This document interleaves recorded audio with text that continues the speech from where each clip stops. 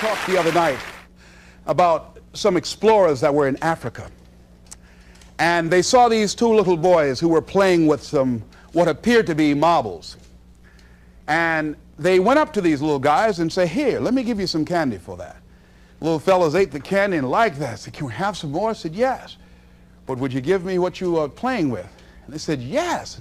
And they gave these shiny little rocks, so to speak, to the explorers. And the explorers, taking them back and examining them, discovered they were large-size, uncut diamonds. They had a fortune. The little boys had a fortune in their hands, but they didn't know. They did not know. Repeat after me, please. If we knew better, we would do better. See, there are many of us, we work for people and sometimes put in 60 and 70 hours a week. Why? Because we have the ability, the talents, and the skills to contribute to the long-term growth and development and profitability of the company.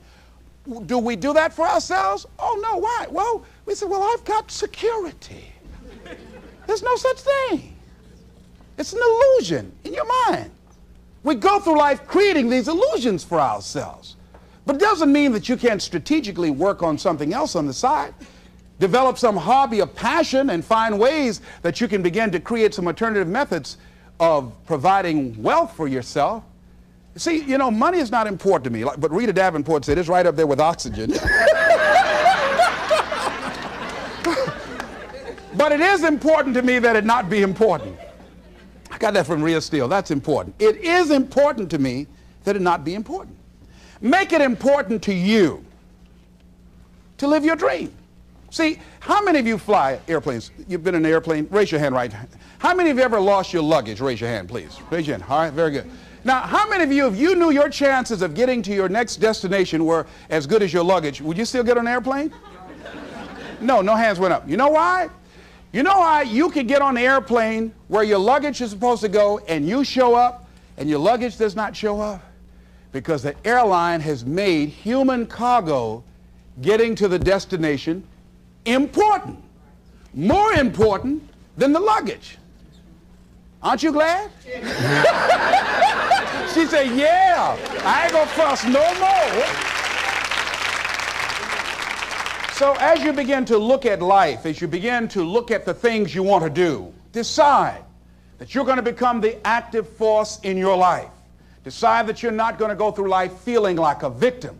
Decide that when things become challenging, and they are, that you're not going to personalize it, that you're going to look at it and you do whatever you must do in order to work things out and learn from it.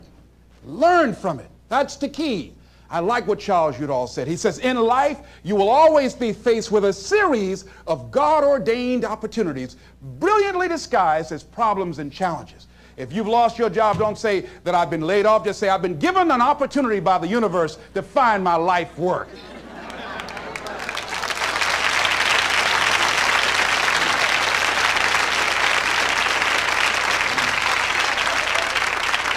So as you view all of the things that happen to you as an opportunity, now you're taking it from a different perspective.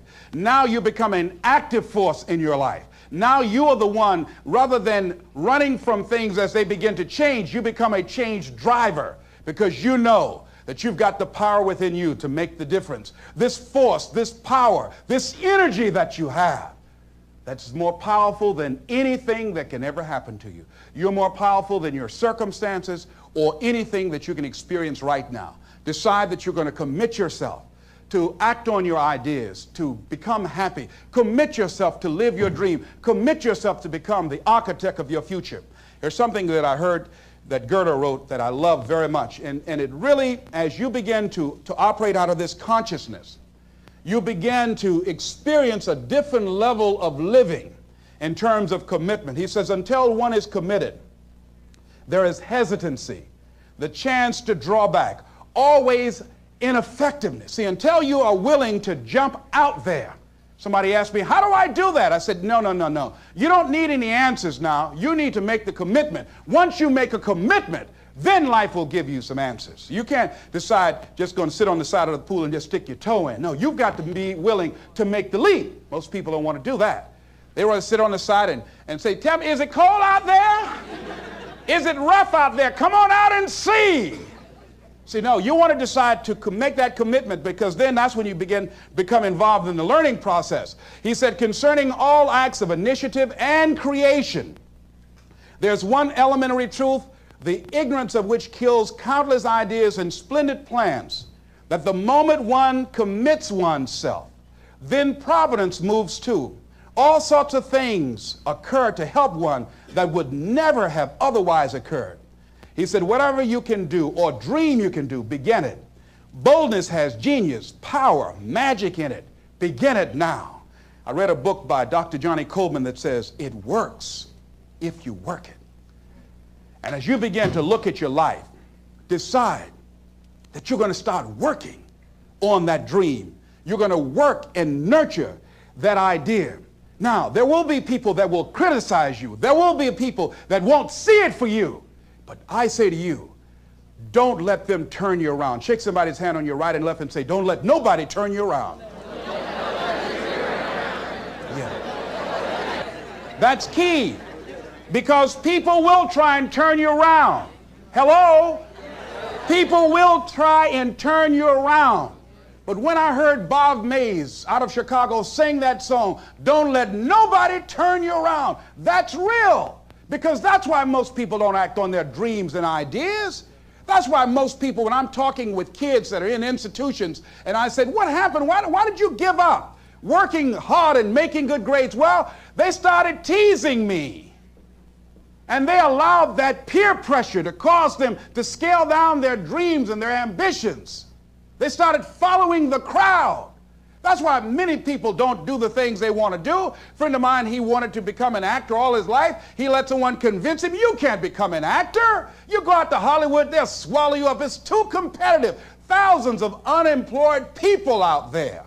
But then another friend of mine, Sheila Hall, and she decided at age 42, I'm going to live my dream. Her son graduated from high school. She decided to make the plunge, to go to Hollywood. Quiet person, never had any experience in the area. And because she decided to make the commitment, she is now working on a one-woman show.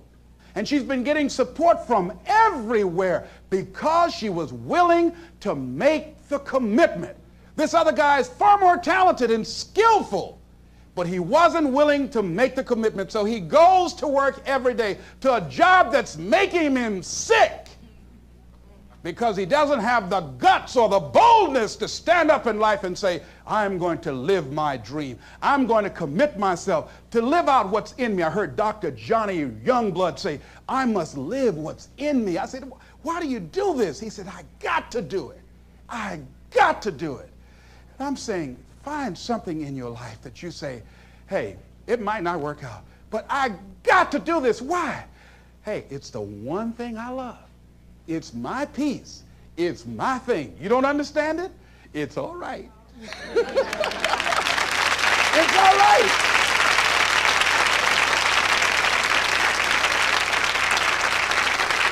You don't need anybody to understand it. You don't need anybody to approve you.